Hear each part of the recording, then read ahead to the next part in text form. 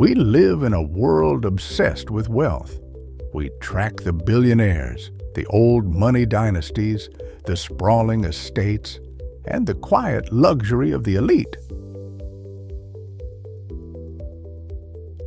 But there is an empire hidden within the empire, a silent machinery that watches every transaction, quietly tallying the price of our collective existence. It doesn't matter if you inherit a century-old fortune or build one from scratch. Eventually, you must answer to them. The Internal Revenue Service, the IRS. To most, it's just a dreaded acronym on a letterhead. But in reality, it is a bureau of the Department of the Treasury that wields more power over American wealth than almost any other entity on earth. It is the ultimate enforcer of income tax laws, tasked with collecting federal income tax and processing millions of filed tax returns every single year. But how did this unseen titan gain the power to peer into the bank accounts of the wealthiest families in the world? To understand that, we have to go back to a time of blood and survival.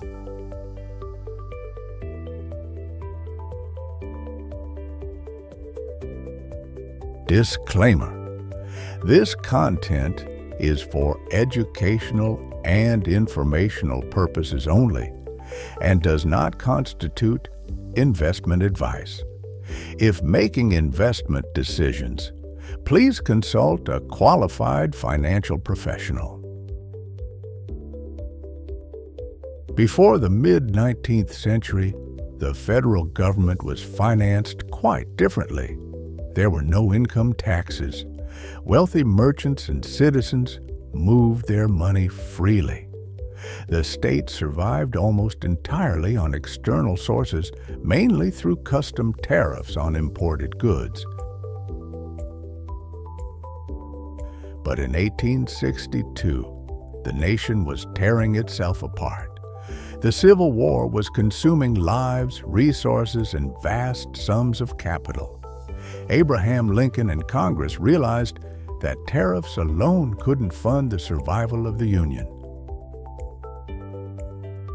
So, out of necessity, they birthed a temporary entity, the Bureau of Internal Revenue.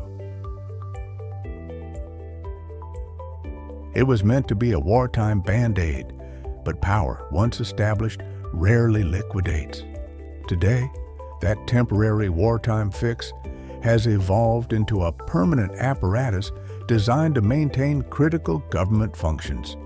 Defense, healthcare, grand infrastructure projects, education, all of it is fueled by the wealth flowing through this single pipeline.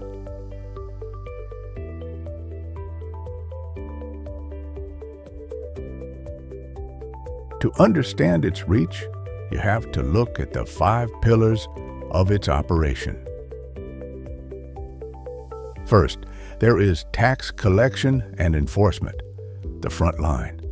Second, taxpayer assistance in education, the public face of a very private entity. Third, the staggering logistical feat of processing returns and refunds. Fourth, administering legislation and subsidies, acting as the shadow hand that moves economic chess pieces across the board. And fifth, the dark corner of the Bureau, conducting criminal investigations. They operate based on a massive labyrinthine doctrine known as the Internal Revenue Code, a code that catches everything in its net.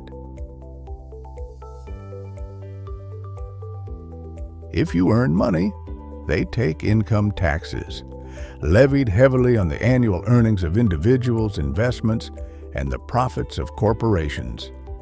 If you employ people, payroll taxes fund the social safety nets like Social Security and Medicare.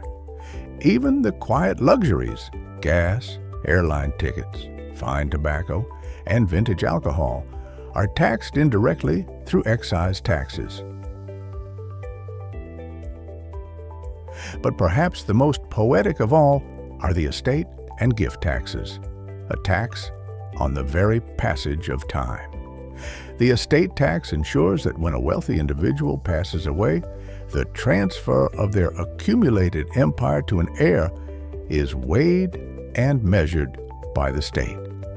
And the gift tax ensures that you cannot simply hand your fortune away in the dark without a cut going to the treasury. No matter how old the money is, it cannot escape the code.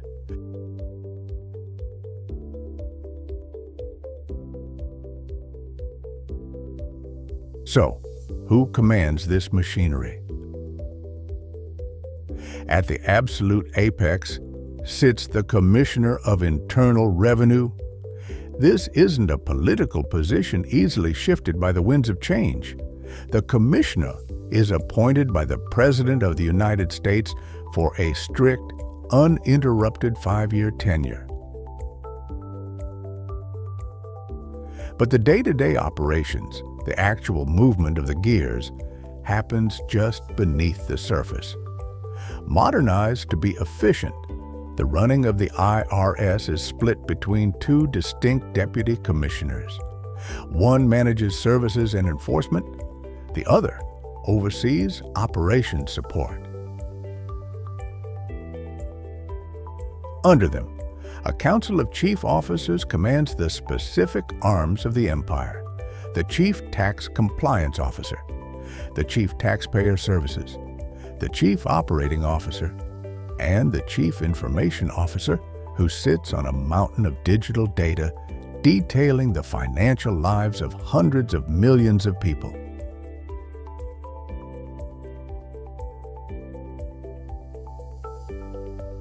It is a system built entirely on compliance. But what happens when the compliance stops? What happens when taxes are not paid on time or fortunes are hidden away in the shadows?